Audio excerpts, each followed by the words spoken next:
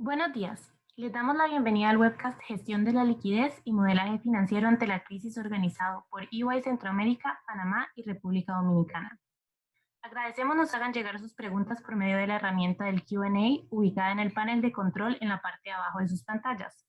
Las mismas serán contestadas por nuestros expertos durante la sesión.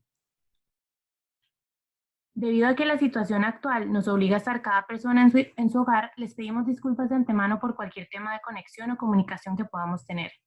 Estaremos compartiendo la grabación del webinar y la presentación con ustedes por medio del correo electrónico con el que se inscribieron a esta sesión. Sin más, les dejo con Giovanni Artavia, socio líder de la práctica de TAS para EY Centroamérica, Panamá y República Dominicana. Muy buenos días a todos. Un saludo, esperando que estén muy bien en sus hogares, oficinas, a los que ya han regresado a sus oficinas. Y como decía Priscila, este webinar es desarrollado por el área de TAS, básicamente área que se encarga de temas de estrategia y transacciones.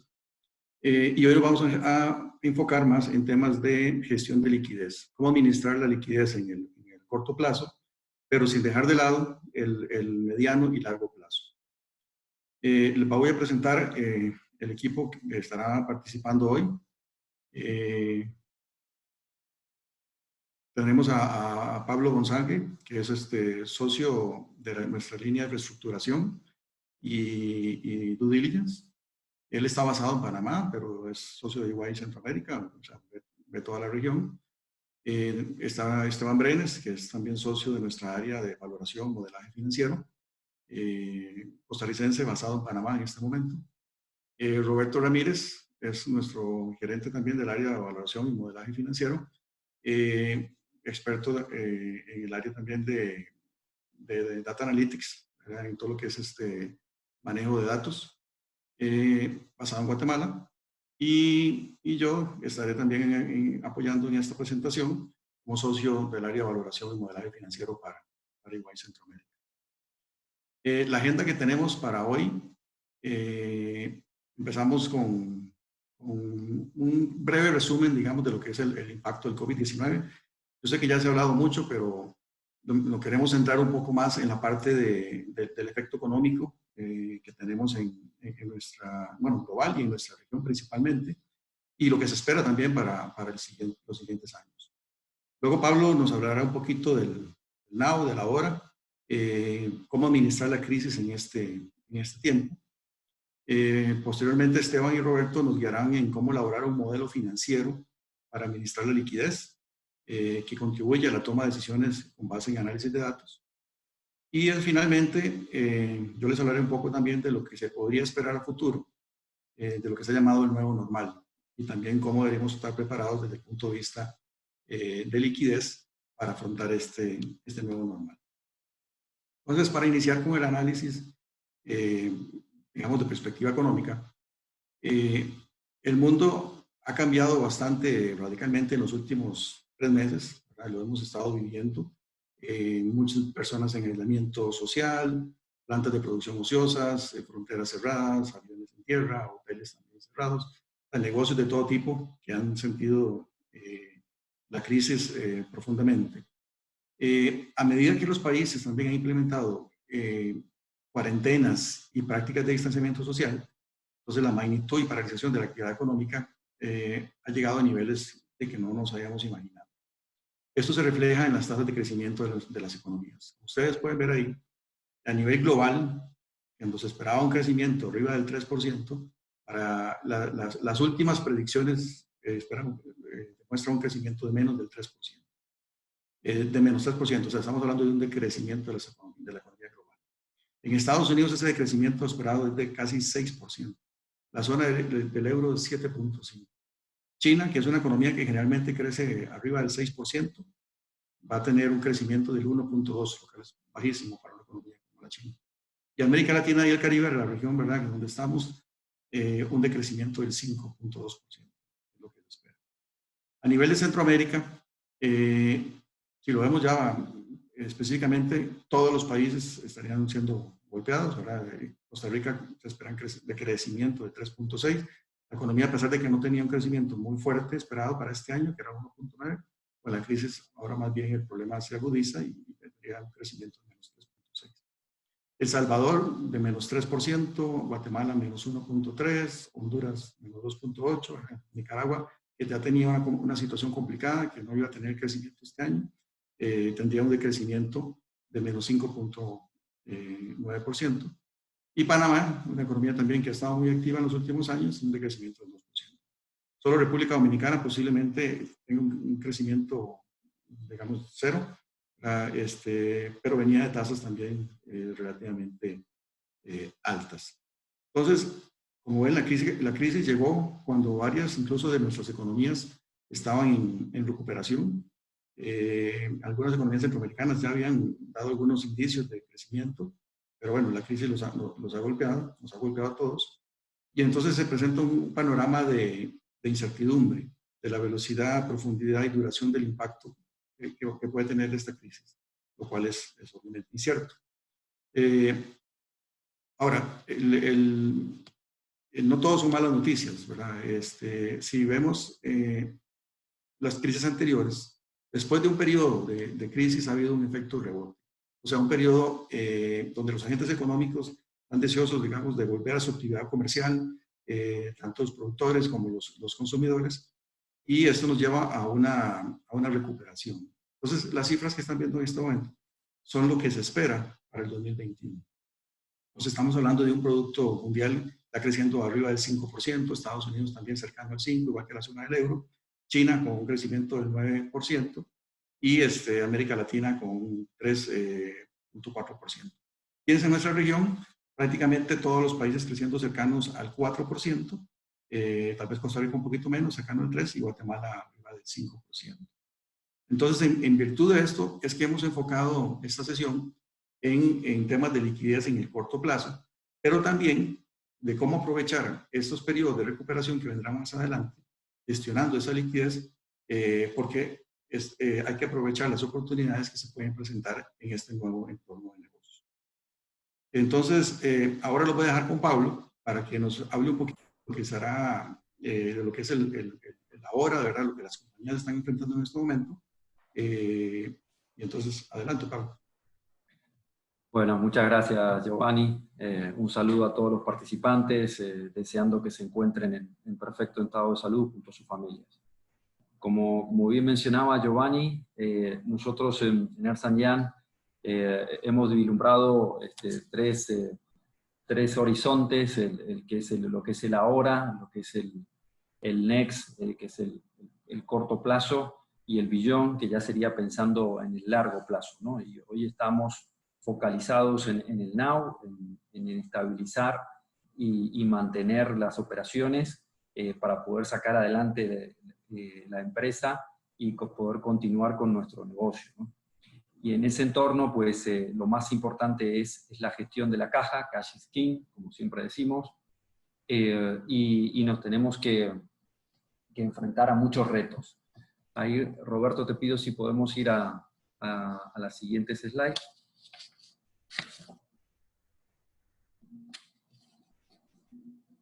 Muchas gracias.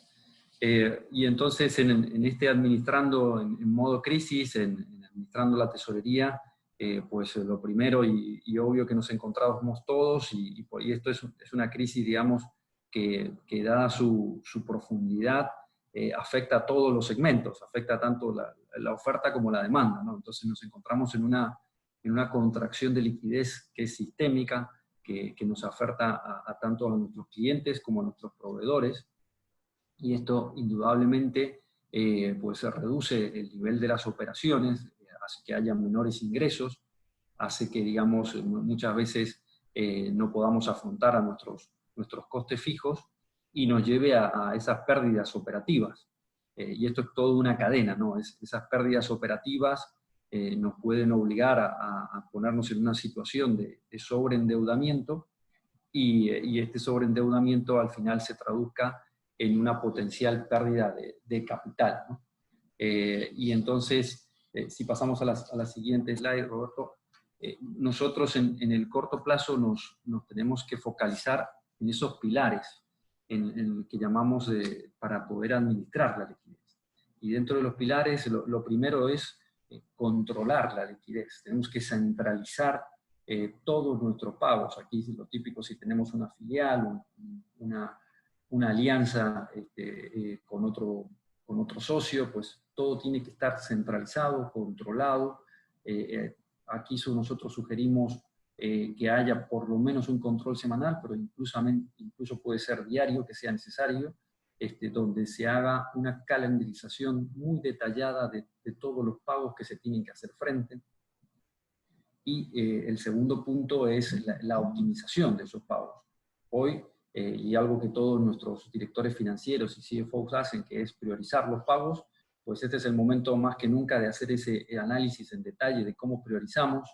Es el momento de pedir un apoyo al top management para que haga un potencial reducción de sus salarios y facilite la generación de tesorería. Es el momento de analizar si es necesario hacer una suspensión temporal de los trabajadores o una reducción de jornada, pensar en adelgazar el back office siempre y cuando no nos ponga en peligro la continuidad del negocio, y por supuesto posponer cualquier CAPEX que estemos pensando realizar y que no sea imprescindible, ¿no? En este entorno pues seguimos con maximizar los cobros, la liquidez, y aquí nos tenemos que centrar en acelerar ese proceso de cobro todo lo máximo que sea posible, en limpiar inventarios o vender activos no estratégicos, y por supuesto es el momento de que vamos a priorizar un cobro por el margen, y esto, aunque tenga a corto plazo un impacto en nuestra rentabilidad, en un entorno como el actual, pues es el momento de hacerlo, ¿no? Y finalmente el otro punto que mencionamos como los pilares es la necesidad de asegurar las fuentes de financiación, y aquí sobre todo hablamos de esas posiciones de las líneas de crédito con las entidades financieras, que en un entorno como el actual lo que recomendamos es que sean dispuestas en un 100% para evitar cualquier recorte que pudiese existir por parte de las entidades financieras. Y como decimos, estamos en un entorno donde la caja es lo más importante. Si pasamos a la siguiente, Roberto, en ese entorno, pues la persona que está en el ojo del huracán, en el centro de la tormenta, es nuestro director financiero, nuestro CFO, que pues necesita nuestro apoyo, nuestra comprensión, que necesita que le demos ancho de banda, que le demos manos, que le demos expertise, y que por supuesto le demos herramientas para que pueda solucionar toda esa tormenta que se le avecina, y es un poco lo que Esteban y Roberto van a comentar luego con respecto a ese modelo, ¿no? que queremos preparar. Porque estamos, como decimos, en una tormenta donde tenemos menores ingresos, tenemos limitaciones en el financiamiento, tenemos un equipo sobrecargado de trabajo, las exigencias de los accionistas, de los acreedores, de los empleados van a seguir siendo las mismas o mayores, y tenemos un entorno que la información es totalmente incierta e incompleta, y nos obliga a tomar decisiones muy difíciles, ¿no? Y en este entorno lo que nosotros recomendamos, y Roberto, si pasamos a la segunda, es, a la siguiente slide, por favor, es hagámonos aquellas preguntas necesarias y que pueden ser difíciles para poder resolver los problemas, ¿no? No sé si Roberto me está escuchando, si podemos pasar a la siguiente slide. Ahí está. Muchas gracias. Hablábamos de hacernos esas preguntas difíciles, esas preguntas que requieren análisis, porque haciéndonos esas preguntas es cuando vamos a encontrar la solución, el camino a esa solución, ¿no? Entonces necesitamos entender correctamente cuál es la capacidad de maniobra que tiene la empresa, cuánto tiempo dispone. Nosotros hablando con clientes nos decían, no, es que me quedan 3 meses de tesorería. Bueno, pues es el momento inmediato de sentarse y empezar a transformar esos 3 meses en 6 meses. Necesitamos ganar tiempo, ¿no? Necesitamos poder continuar con nuestras operaciones. Lo segundo es, en este entorno se van a generar situaciones de incumplimiento de covenant financiero. Pues es el momento de empezar a pensar cómo voy a plantearle la situación a las entidades financieras, pidiendo los permisos, obviamente, y empezando a levantar la cabeza, como vamos a ver dentro de poco, sobre el Next y el Beyond, lo que va a ser necesario afrontar, ¿no? Es muy importante plantear escenarios. Aquí no tenemos que olvidarnos que estamos presupuestando cobros y pagos, no estamos presupuestando ingresos y gastos. Los ingresos y gastos siempre tenemos que si caen un poco los ingresos lo puedo compensar con un ahorro, pero en el cobro y en el pago no existe esa posibilidad, y si un cobro no se produce, se puede traducir que un día no pueda afectar un pago y tenga un problema en una cadena de suministro que ponga en peligro las operaciones de la empresa, ¿no? Entonces, pues tenemos que hacer esos escenarios y analizar las distintas alternativas que tenemos a cada una de las situaciones que se nos plantean. Y por eso hablamos de ese cash flow de 13 semanas, que son al final los 3 meses que recomendamos tener muy controlados en cuanto a esos flujos de tesorería, y preguntarnos si es el momento de buscar fuentes alternativas no tradicionales de financiación, como puede ser un fondo de inversión. En este momento nosotros estamos, desde el Departamento de Transacciones, apoyando a diferentes fondos que a través de fuentes como créditos mezzanine están otorgando una posibilidad a las empresas de una financiación alternativa a largo plazo que les permita solventar una situación tan complicada como la actual, ¿no?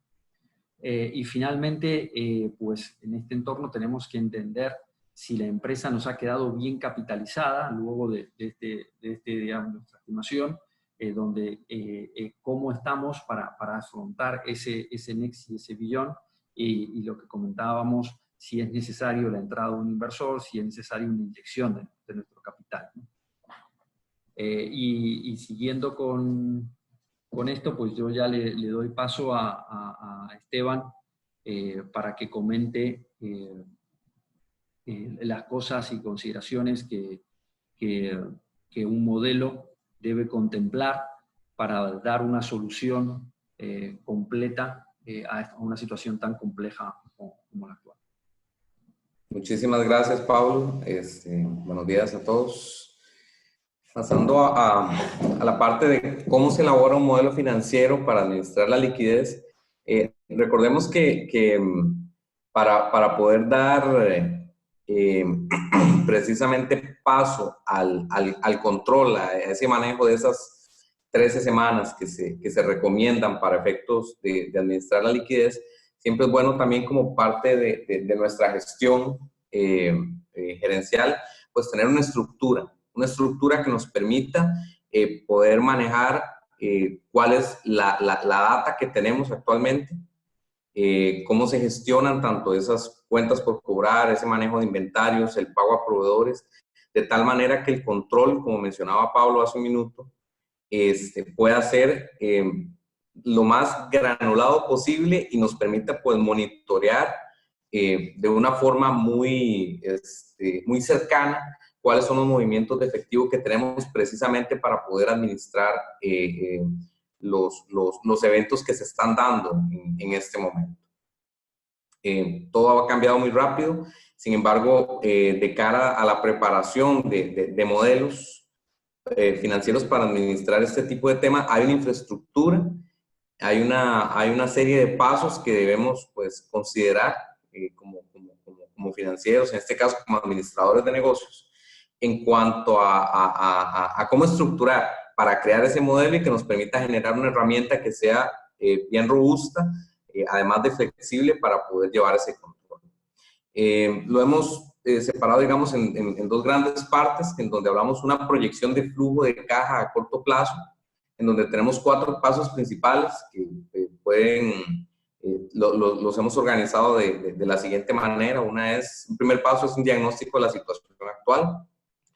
¿Cómo está la compañía ahorita? ¿Cómo está la programación de pagos? ¿Cuáles son los factores clave? ¿Cuáles son las prioridades? ¿Qué información disponible? ¿Y quiénes son, digamos, mis responsables en la compañía de administrar la gestión en este momento? Procede seguidamente una revisión de procesos y herramientas, una discusión de cuáles son los procesos actuales que se tienen de cara a este modelo de gestión. cómo están mis datos, cuál es la calidad, cuál es la integridad de esos datos, y si ya actualmente hay un modelo que se esté utilizando, pues revisar qué tal, digamos, qué tan vigente o qué tan flexible o adecuado es ese modelo para el momento actual. Establecer como un tercer paso, una proyección de liquidez a nivel de unidad de negocio, en este caso, estableciendo los flujos de efectivo. Hay que hacerlo al mayor nivel de detalle posible y ya sea si tenemos una entidad o varias entidades, para cada una de esas entidades. Y pues ya luego efectuar, si tenemos varias, una consolidación de proyecciones. En este proceso hay consideraciones de gestión que se deben evaluar. Se deben evaluar, bueno, los resultados de estos ejercicios, cuáles son los conductores clave del efectivo que manejamos, qué necesidades se tienen, como mencionaba Pablo, si hay riesgo de insolvencia y qué responsabilidades tenemos para las diferentes áreas de administrar las diferentes líneas de efectivo en el corto plazo. Se analiza ya lo que son medidas, qué medidas se pueden tomar a nivel de flujo de caja único, del impacto que tenga esta medida en la liquidez en el corto plazo y el mérito de las medidas. Una vez que hemos identificado esa parte, lo que se hace es implementar esas medidas para entender cómo nos afectan, cómo nos impactan y qué podemos administrar de la gestión de liquidez en este modelo, y ver próximos pasos. O sea, qué decisiones se van a tomar con respecto a los resultados que esté generando el modelo que hemos creado y las medidas que se han aplicado de acuerdo a las situaciones identificadas. Y como podemos ver abajo en ese slide, es un proceso continuo. O sea, la herramienta debe ser una herramienta que nos permita estar administrando constantemente, ojalá de una forma diaria en estos momentos, cuál va a ser, digamos, el impacto de las medidas y las gestiones que hay que hacer en las diferentes líneas de gestión de la liquidez. Y para esto, básicamente, lo que se necesita es una herramienta, el planteamiento de una herramienta que puede tomar diferentes formas, llamémoslo así, para poder traducir el proceso que vimos anteriormente en un modelo. Tenemos tres grandes pasos para lo que es la creación y el establecimiento de un modelo financiero para administrar la liquidez. En cuanto al paso 1, tenemos lo que es una identificación de una base de datos, cuál es la información que tenemos, reitero un poco, cuál es la calidad y la integridad de la información que tenemos que nos permita, pues obviamente, poderla procesar y tomar decisiones, con cabeza fría y con información que sea de alta calidad. Un paso 2, con base en esa información, diseñar un modelo que sea transparente, robusto y que incluya metodologías y herramientas y técnicas apropiadas. Si vemos el extremo derecho del slide, tenemos como una gráfica en donde vemos el impacto que puede tener tanto el modeling, ya sea de básico a complejo, y la incorporación de analytics en este modeling, de lo que es básico a complejo. Tenemos que para información, digamos, si nuestros procesos no son muy complicados, son sencillos de manejar, hay formas de modelar y manejo de la información que son un poco más básicas, que pueden inclusive manejarse a través de hojas de Excel, en este caso. Pero conforme la magnitud de los datos, la cantidad y el nivel de análisis y predictibilidad que yo voy a necesitar de esos datos, en el momento en que los vaya a trabajar, voy a necesitar que la complejidad del modelaje y de la estructura que voy a utilizar para trabajar esos datos sea un poco mayor. Entonces, con base en la disponibilidad y en lo que yo necesite manejar, puedo requerir ya modelos un poco más especializados que me permitan, pues, tener inclusive visualizaciones diferentes de la información para que me contribuyan a la mejora en la calidad de la toma de decisiones. ¿Y cuál es nuestra meta? Básicamente, obtener resultados a nivel de sostenibilidad y básicamente una herramienta que me permita generar análisis cualitativos y cuantitativos apoyados pues, en la información que tengo y la documentación soporte. Aquí es fundamental lo que es la parametrización que tenga que tener este modelo. Claramente, parametrización, entendamos planificación de cuál es la herramienta que estoy planteando para poder administrar los datos y que precisamente podamos en conjunto, los diferentes usuarios de la información, tener claridad de qué es el tipo de reporte que queremos ver y la funcionalidad que va a tener de cara a la administración precisamente de la liquidez en el corto plazo. Con este contexto, le paso la palabra a Roberto Ramírez, quien nos va a explicar un ejemplo de cómo podemos generar una herramienta o darle uso a una herramienta utilizando una plataforma denominada Power BI, que está muy de moda en estos tiempos y que pues para que puedan ver ustedes un ejemplo de cómo se pueden administrar decisiones relacionadas con el uso de una herramienta tal como es el modelo financiero. Adelante, Roberto. Muchas gracias, Esteban. Bueno, vamos a cambiar un poco la visualización. Nos vamos a pasar a Power BI.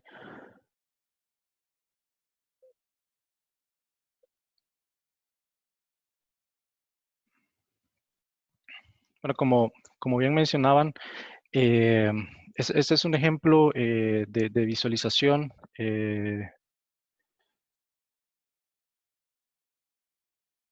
para ver diferentes tipos de modelos. Los modelos los pueden hacer en Excel, como indicaba Esteban. Está muy de moda utilizar Power BI. En EY estamos aplicando cada vez más esta herramienta. Está siendo muy, muy funcional para la toma de decisiones y creemos que aporta mucho valor a la hora de tratar de ver de una forma más conceptual y visual lo que la toma de decisiones que se puedan tener en los diferentes puntos estratégicos que se necesitan hacer. En este caso, por ejemplo, estamos viendo un modelo básico, sencillo. Este creemos que se podría de alguna forma elaborar también en Excel o se puede hacer internamente en las compañías. Y en tiempos de crisis, lo que uno está tratando de hacer es controlar el día al día del efectivo, tener claro cuáles van a ser las entradas de efectivo, cuáles van a ser las salidas de efectivo, cuánto va a ser mi cash al final de un tiempo específico y que esto a la vez me permita tratar de maniobrar en caso de que algunas de los flujos de efectivos que estamos esperando que entren o que salgan se muevan de algún día para otro, tratar de gestionar la pronta recuperación o movimiento para mantener estable el flujo de efectivo que es necesario tener. Por ejemplo, en este gráfico, ustedes pueden ver en colores amarillos, un poco claro y un poco más oscuro, las entradas de efectivo.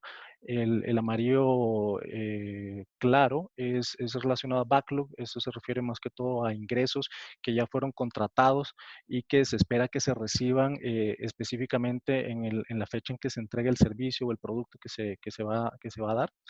Y tenemos, por ejemplo, este amarillo un poco más oscuro que hace referencia a cobro de clientes, que ya se está pactado que para tal fecha, para tal día específico, se va a realizar un cobro de clientes. En los grises, colores abajo, tenemos un gris oscuro relacionado a pago proveedores, cuando ya se ha definido que se va a hacer un pago a proveedores, y los grises claros son gastos operativos, pago de planilla o algún otro pago importante de la operación del negocio que es necesario realizarse. La línea roja abajo es la que delimita, por ejemplo, la disponibilidad de préstamo revolvente que se tiene a la fecha. Y por último, la línea azul es el flujo de efectivo que tenemos disponible para cada uno de los días. Entonces, ¿qué es lo que nos permite a los modelos financieros controlar? Una vez que, por ejemplo, ya tenemos clara cuáles son las entradas de efectivo y las salidas, podemos identificar cuáles son los puntos de mayor riesgo que pueden afectar nuestro flujo de efectivo.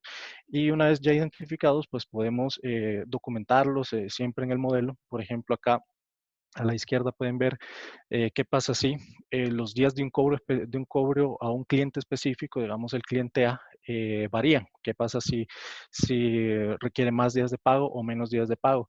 Por ejemplo, si el cliente está en distress en este momento y requiere que le demos 4 días más de pago, podemos ver cómo la herramienta se actualiza para ver qué impacto tendría en nuestro flujo de efectivo y en nuestra caja. Entonces, si a este cliente le pasa eso, por ejemplo, ven que el flujo de efectivo para el día alrededor del 7 de mayo estaríamos ya teniendo un flujo de efectivo negativo. Esto no sobrepasa nuestra línea de crédito, entonces eso requerirá que utilicemos nuestra línea de crédito, pero tenemos que estar conscientes que tal vez ese no es el objetivo y ver qué podemos hacer en épocas de crisis para que en ese día específico no nos afecte el pago. Otro factor que puede pasar, por ejemplo, es el día de pago a proveedores. Nosotros podemos hablar con nuestros proveedores, tratar de negociar con ellos de que efectivamente nos den, aunque sea 1 o 2 días de pago, y qué pasaría si nos dan un día de pago adicional para, para este impacto. Entonces, eso me retrasa un poco en el ejercicio anterior, por ejemplo, tenía 2 días de no flujo de efectivo, hoy solo tengo un día de no flujo de efectivo. Pero de igual forma, puede ser todo lo contrario. Nuestros proveedores también están en crisis. Puede ser que ellos estén exigiendo el pronto pago, que se haga de una forma más rápida. Entonces, esto pues nos puede poner también en dificultades. Digamos que ellos nos piden que les paguemos con prioridad, digamos que con 2 días de pago. Y aquí empezamos a tener un poco de distress mucho más grande. Ya para el 7 de mayo, si nuestros proveedores nos hacen presión y nuestro cliente principal no nos paga a tiempo, entonces ya sobrepasamos nuestra fecha, nuestra disponibilidad de efectivo para el día 7 de mayo. Entonces, esto ya puede, el 6 de mayo, entonces esto ya puede ocasionar algún tipo de estrés muy puntual y es importante pues ver qué se puede hacer en la administración para que en ese día específico no tengamos ningún inconveniente. Este tipo de monitoreo, por ejemplo, efectivo, lo podemos ver para fechas específicas. Aquí estamos viendo un mes puntual, pero, por ejemplo, yo podría escoger hacerlo para una semana específica.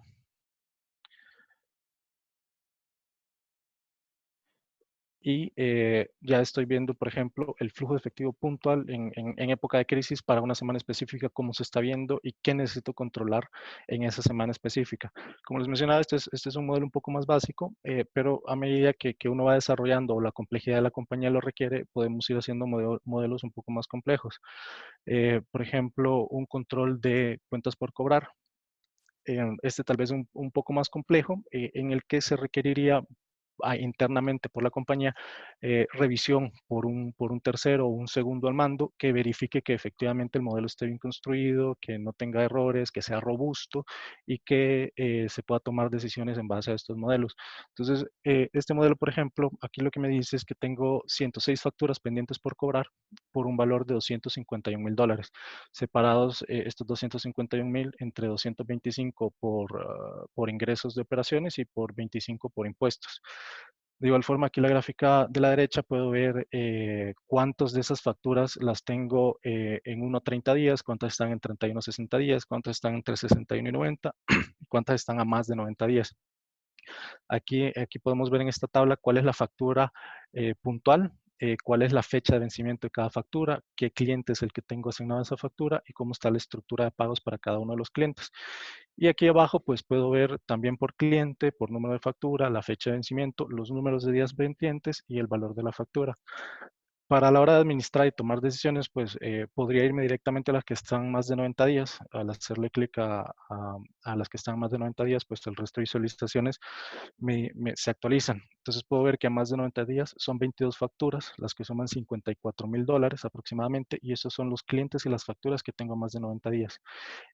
Yo podría monitorear por vencimiento, por ejemplo, cuáles son las que están más vencidas, las que tienen más fecha de vencimiento, que son estas que tienen 109 días, estas dos primeras que están acá, por ejemplo, o puedo monitorear por el tamaño para ver cuál es la que representa mayor ingreso que debería de estar pendiente de cobrar y recuperar lo antes posible. De igual forma, si yo quiero, podría analizar las facturas por algún cliente en específico tal vez alguno que ya sé que puede ser que esté en distress y yo podría analizar puntualmente cómo están las condiciones para ese cliente, cuáles facturas están pendientes. Por ejemplo, el cliente tiene pendientes con nosotros 6 facturas por un valor de $15,000 y vemos cuántas están a más de 90 días y qué podemos hacer para administrar esta situación con el cliente. Em, Pasando tal vez a un nivel más complejo todavía, donde tal vez se necesita ya una mayor especialización, podríamos ver, por ejemplo, un resumen de inventario. Para el caso del inventario, este modelo, pues estamos asumiendo que es una compañía que tiene operaciones en Guatemala, que tiene operaciones en El Salvador, que tiene operaciones en Costa Rica, que tiene operaciones en Panamá, tiene diferentes y múltiples tipos de productos o de inventarios que necesitan obviamente restablecerse, y hay que hacer diferentes análisis para estar conscientes de cuál es el stock de inventario que tengo y cómo se mantiene en este momento la operación y que nos puede ayudar para el análisis. Por ejemplo, aquí arriba yo puedo ver la tendencia del margen que me están generando los productos en Guatemala, El Salvador, Costa Rica y Panamá. Margen me refiero al precio de venta al que se vende el producto específico y el costo que tiene en mi inventario. No estamos hablando de margen operativo ni margen de utilidad bruta, de utilidad neta, perdón, sino que utilidad bruta per se. A qué precio lo vendo y a qué precio lo puedo comprar. De igual forma, acá hay una tendencia de los márgenes para entender claramente cómo se ve para cada uno de los países. Aquí arriba a la derecha puedo ver la acumulación de ingreso por cada uno de los países. Aquí en el ejercicio de burbujas, este es un gráfico interesante. En el eje de las X acá abajo puedo ver cuánto es mi inventario disponible, y en el eje de las Y puedo ver, por ejemplo, cuál es la cantidad que he vendido en los últimos 12 meses. Entonces, un best case escenario es, por ejemplo, tener alto inventario disponible, es decir, muy a la derecha, y que la cantidad vendida sea muy alta, es decir, muy arriba. Entonces, la esquina superior derecha es un escenario muy bueno para la compañía. Pero, por ejemplo, un escenario malo podría ser el cuadrante que está arriba a la izquierda. Esto quiere decir que mi inventario disponible está muy bajo, por ejemplo, este producto, que es el bloque de hormigón, y para el cual he hecho muchas ventas en los últimos 12 meses y posiblemente se requiera tener más stock de esto, dado la posibilidad que me lleguen a comprar más producto. Por otro lado, otro escenario malo podría ser acá abajo a la derecha, los productos que estén obsoletos.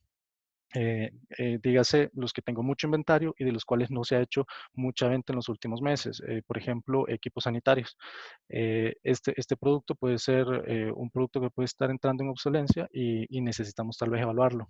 De igual forma, podemos evaluar acá cuál es el valor de inventario por los proveedores, quiénes son nuestros principales proveedores y cuáles son las unidades que le hemos comprado a esos proveedores.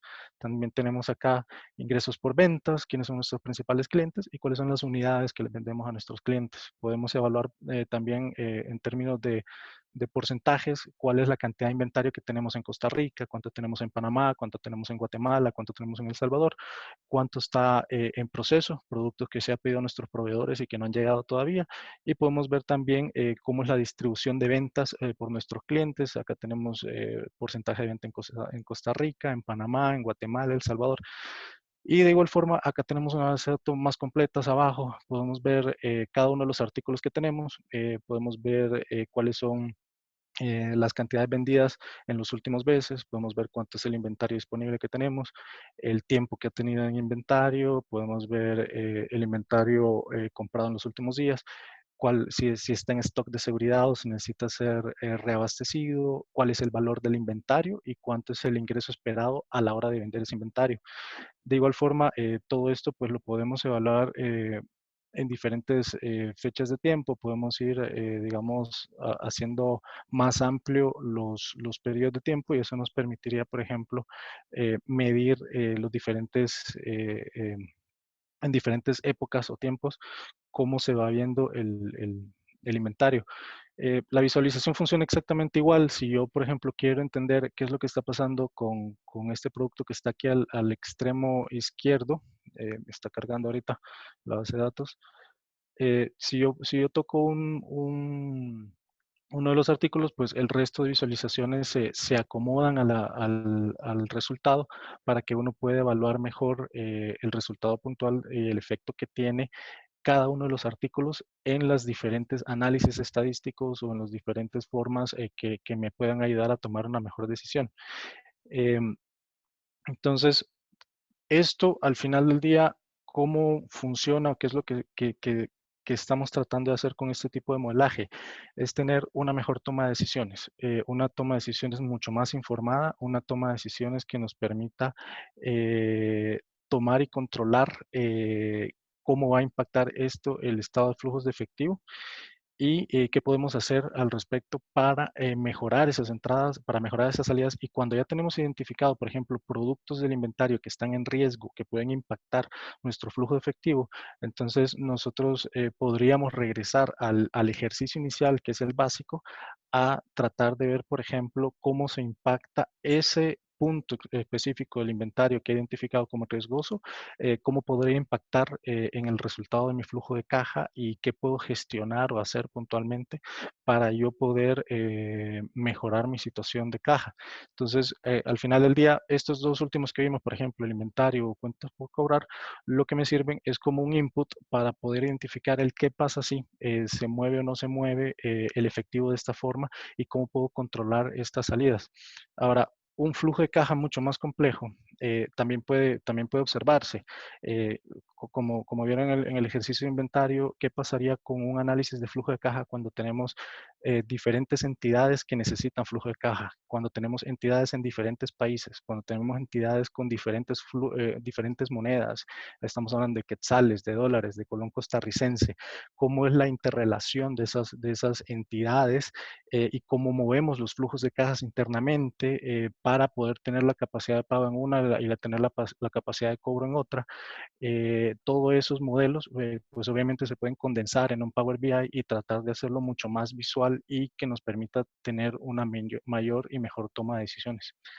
Ese sería un ejemplo de más o menos cómo podríamos aplicar un modelaje financiero en este caso. Y los dejo ahora con Giovanni Artavia nuevamente para ver qué es lo que viene en el Beyond.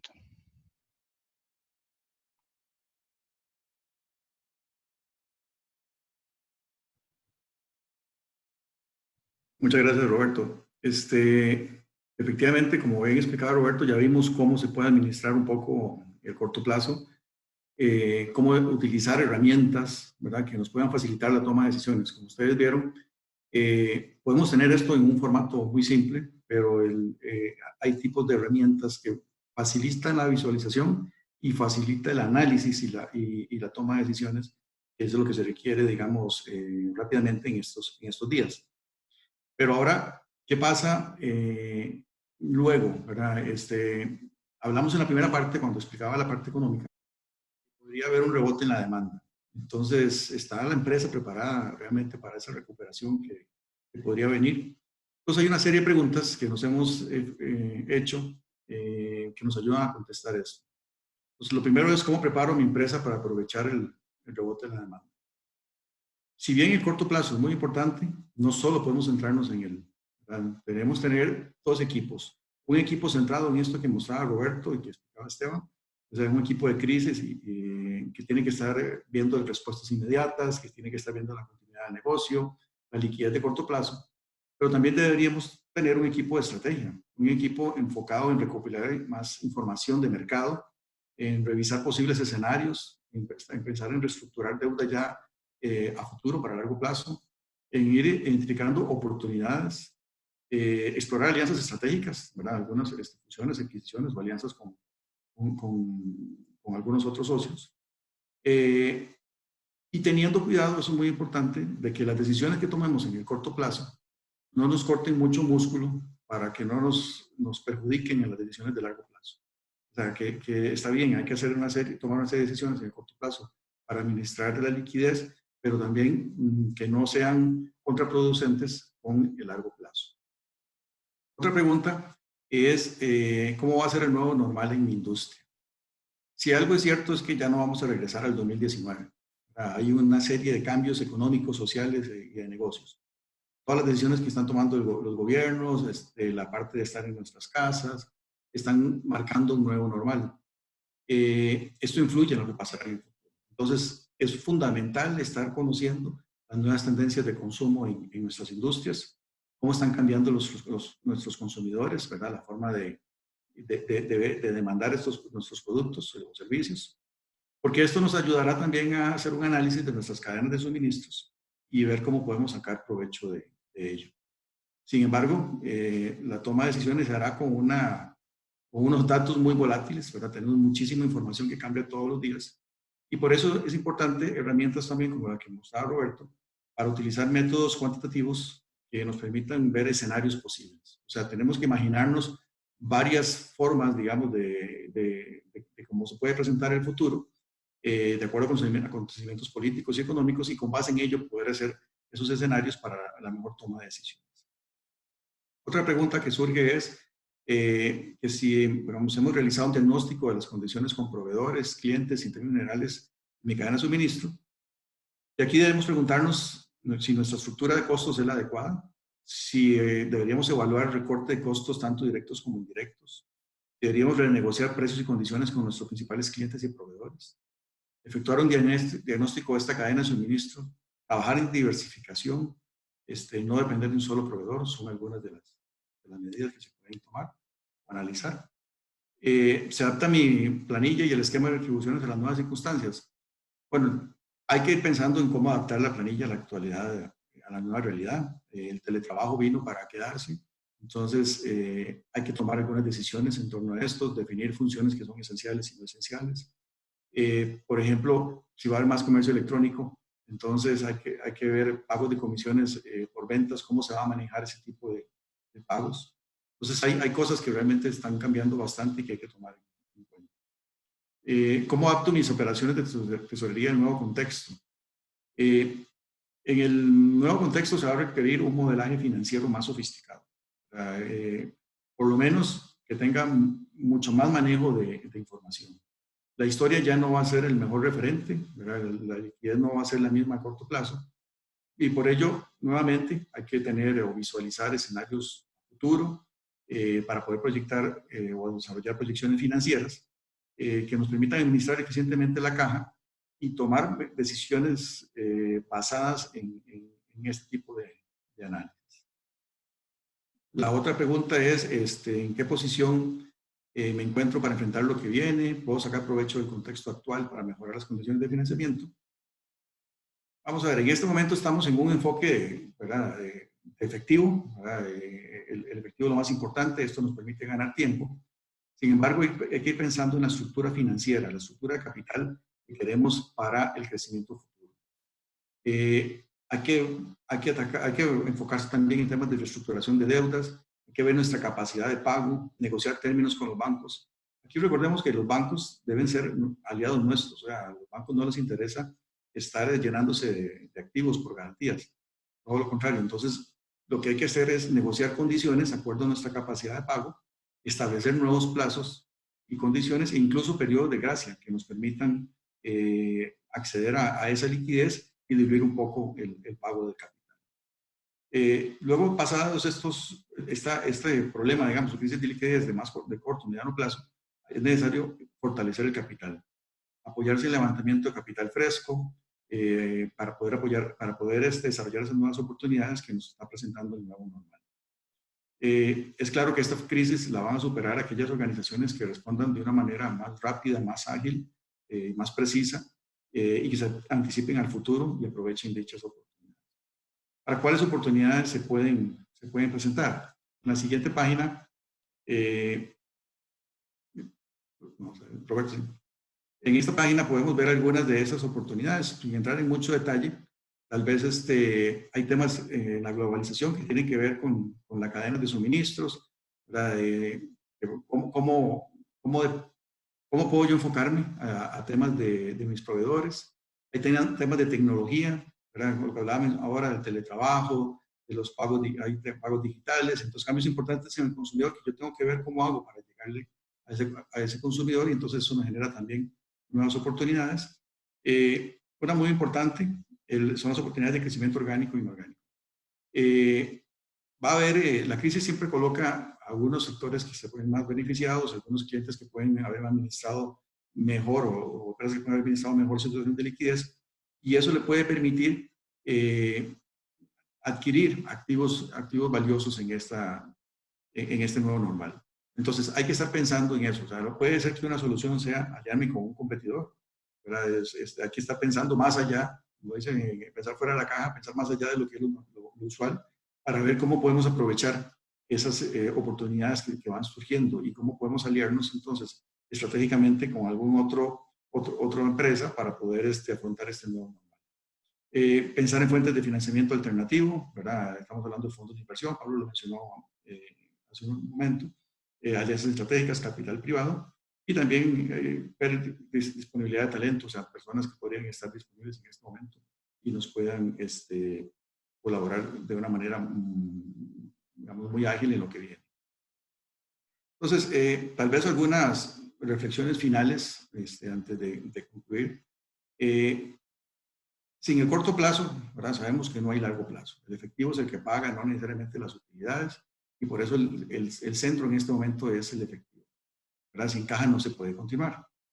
El capital de trabajo es la fuente más barata de liquidez. Por ello es importante generar modelos financieros de gestión de liquidez, que lo que hacen es utilizar nuestra propia información, ¿verdad? Nuestras propias bases de datos, análisis y usando plataformas de visualización efectiva, nos ayuda a tener una información en el momento que nos facilita la toma de decisiones. Pero es información nuestra, ¿verdad? Es información de cada una de nuestras compañías que nos facilita esa toma de decisiones. Todos los controles de liquidez que podamos ejercer en este momento deberán mantenerse en el largo plazo, a mediano y largo plazo, van a ser parte del nuevo normal. Como las condiciones cambian cada día, también debemos crear modelos financieros con escenarios futuros de nuestro negocio. O sea, debemos imaginarnos el futuro, medir su impacto en la liquidez, cómo podemos gestionarla, cómo podemos obtener fuentes alternativas de financiamiento. ¿Para qué? Para aprovechar esas nuevas oportunidades que se van a presentar en el nuevo normal. No hay una receta mágica, pero los análisis de escenarios nos ayudan a tomar mejores decisiones. Bueno, con esto concluimos el webinar que teníamos para hoy. No sé entonces si habrán algunas preguntas. Con mucho gusto podemos responderlas. Sí, Giovanni, yo aquí leyendo, la verdad que hay bastantes preguntas, vamos a ver si podemos responderlas a todas. Te quería, aquí unas, creo que para que tú la puedas contestar.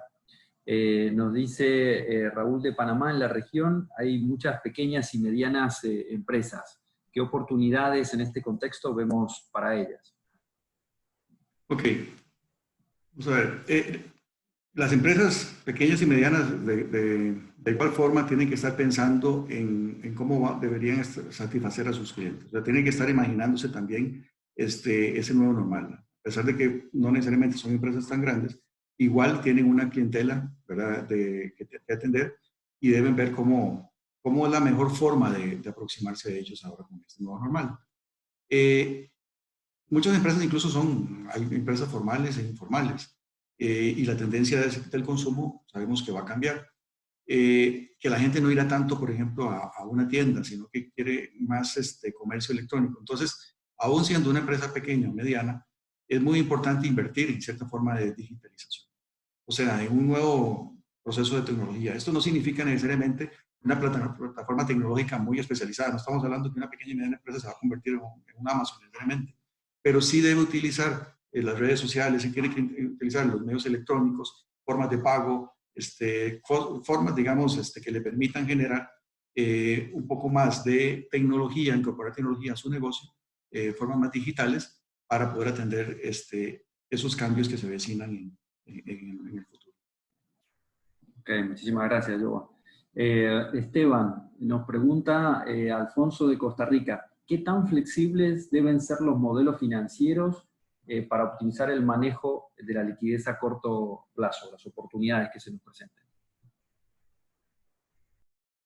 Sí, gracias, Pablo. Sí, tienen que ser flexibles, o sea, recordemos que un modelo de esta naturaleza es algo dinámico.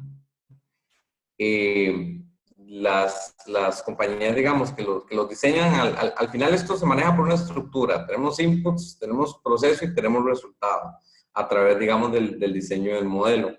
Entonces, lo que ha pasado en estos últimos días y que es que la velocidad de las cosas se ha aumentado significativamente y pues así como las compañías en general deben tener esa flexibilidad para adaptarse, las herramientas, así como la parametrización que se les dé, tienen que tener esa posibilidad de ser flexibles de tal manera que entonces sí hay una guía de cómo hacerlo, pero sí esa guía no significa que no pueda modificarse cosas para hacerlo más flexible y aún así mantenerse robusto.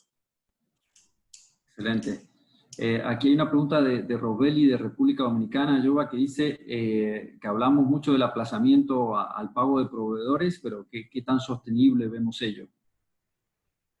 Ok, sí, muy buena pregunta. Vamos a ver, cuando se habla de postergar el pago a proveedores, estamos hablando de que eso tiene que hacerse dentro de un rango normal de mercado. O sea, tampoco es conveniente tomar ventaja, ¿verdad?, de nuestros acreedores y proveedores en este momento en busca de tener liquidez, porque igual ellos necesitan liquidez y van a ser aliados nuestros en el futuro. Entonces, si yo solo pienso en mi compañía, si solo pienso en tomar decisiones de corto plazo, estaría sacrificando esos aliados estratégicos en el largo plazo. Entonces, está bien administrar la liquidez, está bien tratar de extender lo máximo posible los días de pago, pero teniendo en cuenta que sean situaciones, digamos, razonables de mercado, porque al final de esta crisis salimos todos juntos, ¿verdad? Y no cada compañía individualmente. Excelente. Esta para Esteban, y nos lo han preguntado muchos participantes. ¿Cómo compartimos esta herramienta que es el Power BI que utilizamos en la firma? No sé si nos puedes aclarar un poco, digamos, que ha generado mucha expectación.